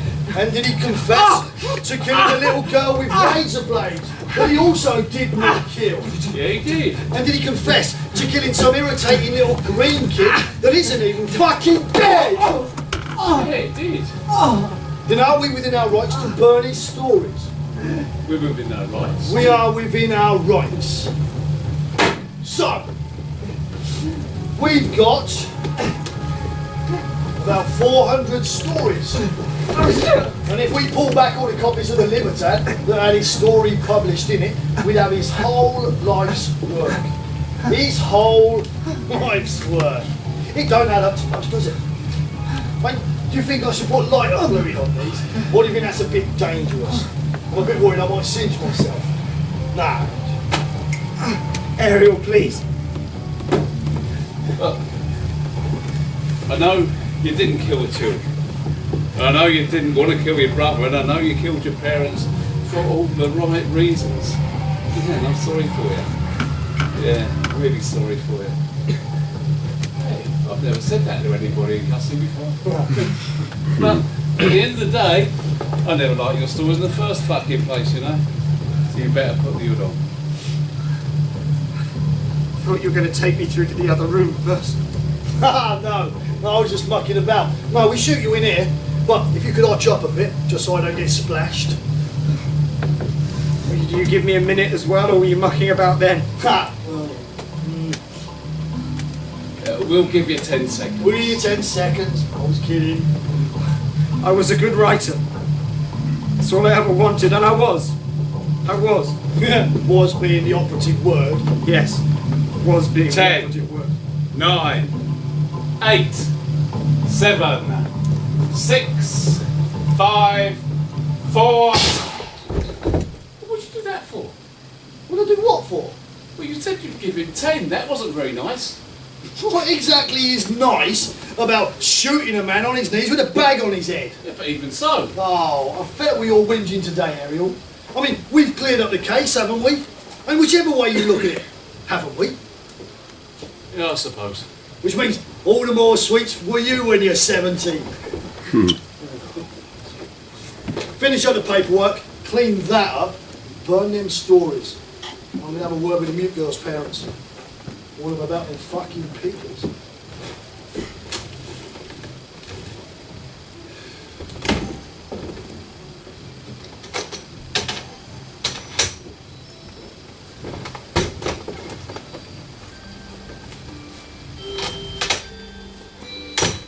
In the 7 3/4 seconds he was given before he died, Couturier tried to think up a final story in lieu of a prayer for his brother.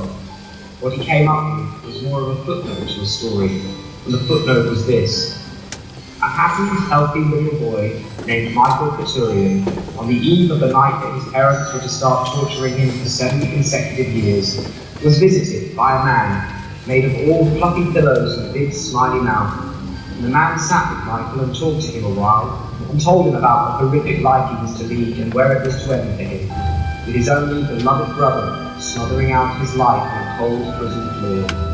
And the man suggested to Michael that wouldn't it be better if he did away with himself there and then, and avoided all that horror. And Michael said, But if I do away with myself, my brother will never hear me being tortured, will he? No, said the Pillowman. But if he never hears me being tortured, he might never write the stories he's going to write, might he? That's true, said the Pillowman. And Michael thought about it a while and said, Then I think we'll keep it the way things are, with me being tortured and him hearing it.